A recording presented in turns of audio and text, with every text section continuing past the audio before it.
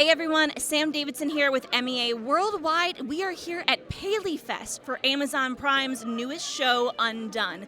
This is an animated show, but it's also a live action animated show. It's unique, amazing. We're going to be talking to the stars, creator, director. You're going to love it, so stay tuned. Why do you think this specific form of storytelling is perfect for this story? I think it's pretty necessary to do kind of a rotoscoping thing because of the time and space element. Because all of a sudden your characters are taken out of their reality and thrown into another reality. Time and space are played with in a very interesting way, and it would probably cost too much to do it just regular CGI and not look very good. So, and especially, I mean, the artists behind the show make it look so cool. It's like this oil painting come to life. So it's very immersive and engrossing, and I think it's a really, really unique way to tell this kind of story that, of course, not a lot of people are doing because it's specific to this company that does it. So yeah. Okay, so first and foremost, why do you think this form of storytelling, the way that you did it, is so important to the story that you guys are trying to tell? Well, what we're exploring in the show is perceptions of reality and what is reality, and do we ever know the truth or not? And so the fact that it's a sort of a visual trick, like it is live action, but it's also animated, and it's a painted space, so it invites you in to imagine and play, but it feels very grounded and real at the same time. So the medium itself is a bit stretchy, but also feels real, and I think the material is a bit stretchy, but is meant to feel real and grounded at the same time. I agree. Well, do you guys think that audiences should kind of take everything they see with a grain of salt or take it at face value, even though this is what we're seeing, but it's distorted for us humans to kind of watch it like this? I think audiences should take it however they want to take it. I think one of the fun things about the show is it's very much open to interpretation. I think some people, like, you could view it very literally, and I think you could also view it maybe more allegorically or more imaginatively. I think you could view it as a hard sci-fi fantasy show. I think you could also view it as a story about mental health. Or you could view it as both. And I think it's very much open to interpretation. So what was your first reaction when you got approached about this project and the script? Did you know what a big thing it would be? I had no idea. I mean, I knew that the BoJack Horseman guys were involved. I didn't know what rotoscope animation was at all. I just, the scripts were so strong and so good that I was like, of course I'm going to, whatever this is, I want to be a part of it. So yeah, I had no idea. I mean, nobody really knew, I think, until it's actually coming out now, how kind of a wild thing it would be. So give us some insight into your character and like what you find the most fascinating about him. Sam is a real sweetheart. Like at his core, he's a lover. And I think he's had a lot of issues too, like dealing with moving to America and sort of like switching codes of like life in some way. And that's what really, got me about this character, is how it's very similar to my life too in some ways. So it was really, really cool. Yeah. What a challenge to take on with this show. When you first got pitched with the project, were you excited for the challenge, or did you kind of have some trepidations? Well, when I was actually on the verge of stopping to do animation as a whole, because animation is a very laborious, very complex process.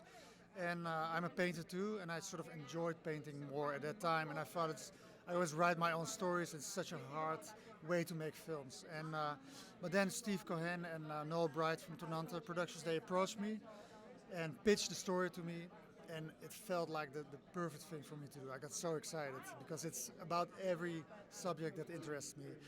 And then they gave me the scripts. I read them in the plane. I was in Berkeley at that time, and I read the scripts back in the plane to Amsterdam. And every other page I either had to laugh or cry, literally. So I finished the first 2 episodes. I was like, wow, it will be really hard to fuck this up. It's so good, so well written. The dialogues are so great. There's so much depth to the story, so many layers of meaning, and I understood the scripts very well, I think. So then I flew to LA to meet Kate and Raphael, and it turned out we were very much on the same page about it. And then, well, I had my own style already, which is based on oil paintings on canvas. All the backgrounds are done with oil painting in a very classical style, really 17th century style. And then the new thing was that I realized that we probably needed to have real actors to film it first and then trace it, because I realized that it would be hard for animators to translate the, let's say, the sophistication of their dialogues to animation, to acting. So now you are on a show with another ASL, is that like, do you enjoy that, or are you kind of like, oh, why do they keep putting me in these shows? No, it's interesting is because I'm so blessed that I've been in these groundbreaking shows that have never happened before. So like George Lopez was the first Latin sitcom to ever make it past 10 episodes in television history. And then Switched at Birth was the first predominantly deaf show ever in television history. And then this is the first animated show, like, how would I say it? In TV history that's like a real, it's not a cartoon, it's not funny, it's not any of that. So I'm really blessed. And when it had the deaf tie-in, I thought it was amazing, because that's another layer. You've got the Latinx layer, you've got the deaf layer, and my daughter plays Rosa in flashbacks, my real daughter, and she got to do sign language. And I was so happy that I had the history from working with Marlee Matlin and Katie LeClaire and Vanessa Morano, and the knowledge of sign language. I was so happy that it was, because I think more representation is just best. Yes. Well, you're a mother here, but a little bit more complex. I feel like you have a lot of secrets. Yes, I'm not the kindest, gentlest mom here. I actually am mean and kind of closed off, and you learn later on why my character is the way that it is. And my relationships are so different, like with the Alma character and then the Becca character. I clearly have a favorite, and I'm not used to being that kind of mom. Like, I'm so mean that I'm funny sometimes, which you wouldn't expect on a show like this. So it's great. This show is being called the adult version of animation evolution. Would you agree with that? Like, how does that fit into this? Yes. Yes. Okay. Next question. Tell me about the first time you read this script and how you were pitched it. Like, were you concerned at all about how it was going to happen, or were you on board immediately? I was on board immediately. I went to Linda LaMontagne's office in Culver City on a Sunday because I'm a hard worker. And I went to audition for, I think it was Tuca and Birdie, if I'm not mistaken. And she was like, yeah, great job, whatever. But I think I have something for you. And I was like, what?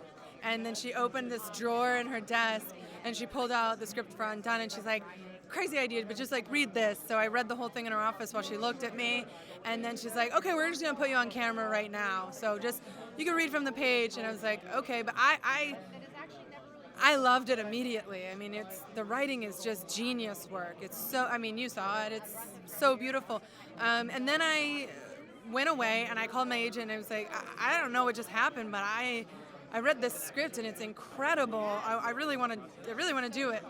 So he followed up, and then we got a meeting. I got a meeting with Kate and Raphael, and they explained the genesis of the story to me, and we talked, and we found a good place, just even in that first room, the three of us, and formed a relationship right there. And then at the end of it, they said, oh, it'll be done in rotoscope animation. And I'm a huge Waking Life fan.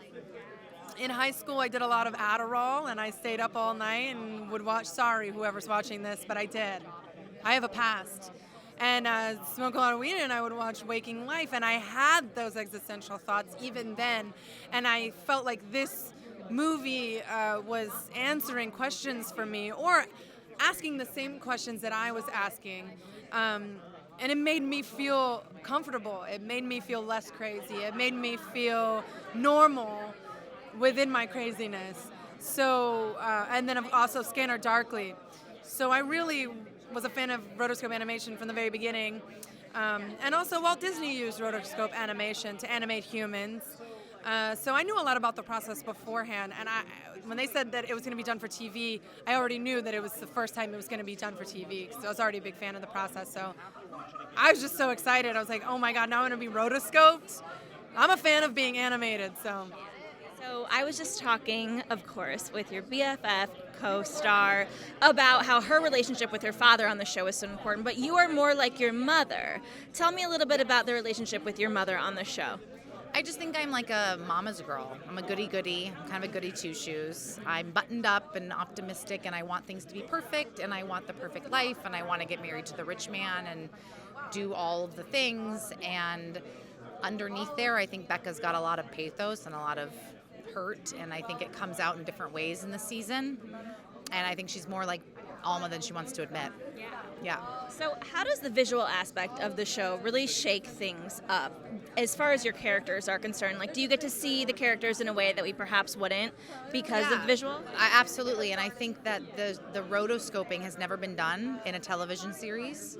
It hasn't really been done in general, and I think it's pretty mind-blowing, and it takes people a minute to like understand what's going on, but I think it allows you a way in that regular animation doesn't, and that live action wouldn't be able to access. So I think it's like this beautiful mix of the two, and I also think it's it truly acts as like another character in our show, the artwork. It's all about the eyes, I think. I think really. so too, and I cannot believe how they capture our expression. I can't. It brings me to tears when I watch the show. It makes you feel a lot, this show. It's very emotional. We have had an amazing night here at Paley Fest for Amazon Prime's Undone.